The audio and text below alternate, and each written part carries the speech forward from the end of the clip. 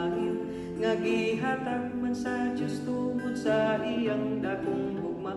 Labaw pa sa bulawan ug sa tanang bahandi, iyang gihatag ang iyang bugtong anak.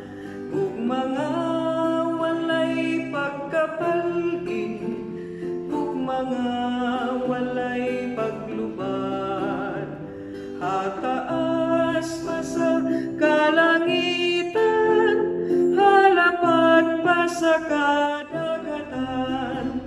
Mahayag sa masa bitoon, gikan gayud sa langit, nga mibanwag sa mangitngit, nga kalibutan sa sala. Gi-antus Niya ang tanan ng mga kasakitan, aron pagbayad sa atong mga sala. Ug mga walay pagkabalhin, ug mga walay paglubad, hataas pa sa kalangitan, halapad pa sa kadagatan.